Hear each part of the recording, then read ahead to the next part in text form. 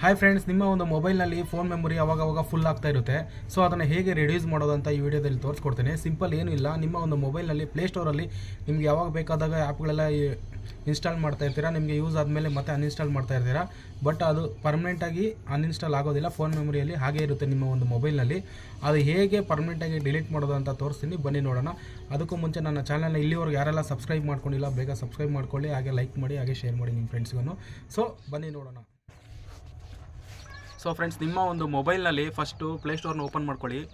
So ಪ್ಲೇಸ್ಟೋರ್ನ open ಮಾಡ್ಕೊಂಡು ಆದಮೇಲೆ ನಿಮ್ಮ ಒಂದು ಆರ್ ಸಿಂಬಲ್ ಇದೆಯಲ್ಲ, ನಿಮ್ಮ ಸಿಂಬಲ್ ಮೇಲೆ ಕ್ಲಿಕ್ ಮಾಡ್ಕೊಳ್ಳಿ. ಸೊ ಇಲ್ಲಿ ಮ್ಯಾನೇಜ್ ಆ್ಯಪ್ಸ್ ಆ್ಯಂಡ್ ಡಿವೈಸ್ ಅಂತಿದೆಯಲ್ಲ, ಅದ್ರ ಮೇಲೆ ಕ್ಲಿಕ್ ಮಾಡ್ಕೊಳ್ಳಿ.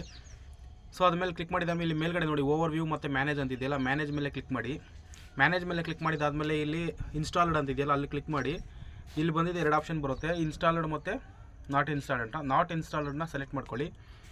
ನಾಟ್ ಇನ್ಸ್ಟಾಲ್ ಸೆಲೆಕ್ಟ್ ಮಾಡಿದಾಗ ನೋಡಿ, ಇವೆಲ್ಲ ನಮಗೆ ಬೇಕಾದಾಗ ಯೂಸ್ ಮಾಡಿರ್ತೀವಿ ಮತ್ತು ಅನ್ಇನ್ಸ್ಟಾಲ್ ಮಾಡಿರ್ತೀವಿ. ಇವೆಲ್ಲ ಇಲ್ಲಿ ಎಷ್ಟೆಷ್ಟಿದೆ, 26 MB, 14 MB, 127 MB, ಇವೆಲ್ಲ ನಿಮಗೆ ಫೋನ್ ಮೆಮೊರಿಯಲ್ಲಿ ರೆಕಾರ್ಡ್ ಆಗಿದೆ ನೋಡಿ. 346 MB ಇದೆಲ್ಲ ಫೋನ್ ಮೆಮೊರಿಯಲ್ಲಿ ಇರುತ್ತೆ. ಫೋನ್ ಮೆಮೊರಿಯಲ್ಲಿ ಇದಿಷ್ಟು GB MBಗಳು ರಿಮೂವ್ ಆದರೆ ನಿಮಗೆ ಸಾಕಷ್ಟು ಸ್ಟೋರೇಜು ಸಿಗುತ್ತೆ. ಸೊ ಅದು ಇವಾಗ ಏನು ಮಾಡಬೇಕಂದ್ರೆ, ಈ ಬಾಕ್ಸ್ ಮೇಲೆ ಇದೆಯಲ್ಲ ಅದ್ರ ಮೇಲೆ ಕ್ಲಿಕ್ ಮಾಡಿ. ಇಲ್ಲಿ ಮೇಲೆ ಡಿಲೀಟ್ ಅಂತಿದೆಯಲ್ಲ ಬಾಕ್ಸು, ಅದ್ರ ಮೇಲೆ ಡಿಲೀಟ್ ಅಂತ ಕೊಡಿ, ರಿಮೂವ್ ಅಂತ ಕೊಡಿ. ಸೊ ಆಟೋಮೆಟಿಕ್ಕಾಗಿ ಅದು ರಿಮೂವ್ ಆಗುತ್ತೆ. ಅದೇ ಥರ ಎಷ್ಟಿದೆಯೋ ಅಷ್ಟೂ ಈ ಥರ ಮಾಡ್ತಾಯಿದ್ರೆ ನಿಮ್ಮ ಒಂದು ಮೊಬೈಲ್ ಫುಲ್ಲು ಎಷ್ಟಿದೆಯೋ ಅಷ್ಟು ಮಾಡಿದ್ರೆ ಫುಲ್ ಝೀರೋ ಆಗುತ್ತೆ. ಕೆಲವೊಂದು ಮಟ್ಟಿಗೆ ಅಷ್ಟು ನಿಮಗೆ GB ಫ್ರೀ ಆಗುತ್ತೆ. ಇದು ಒಂದು ಮೆಥಡು. ಇನ್ನೂ 3-4 ಮೆಥಡ್ ಇದೆ ಬೇರೆ ಬೇರೆ ರೀತಿ ನಿಮ್ಮ ಫೋನ್ ಮೆಮೊರಿ ರಿಡ್ಯೂಸ್ ಮಾಡೋದು. ಸೊ ಅದು ಇನ್ನೊಂದು ವೀಡಿಯೋದಲ್ಲಿ ತೋರಿಸ್ಕೊಡ್ತೀನಿ. ಈ ಒಂದು ಟ್ರಿಕ್ ಇಷ್ಟ ಆಗಿದ್ದರೆ ನನ್ನ ಚಾನಲ್ನ ಸಬ್ಸ್ಕ್ರೈಬ್ ಮಾಡ್ಕೊಳ್ಳಿ, ಹಾಗೆ ಈ ವಿಡಿಯೋಗೆ ಲೈಕ್ ಮಾಡಿ, ನಿಮ್ಮ ಫ್ರೆಂಡ್ಸ್ಗೂ ಶೇರ್ ಮಾಡಿ.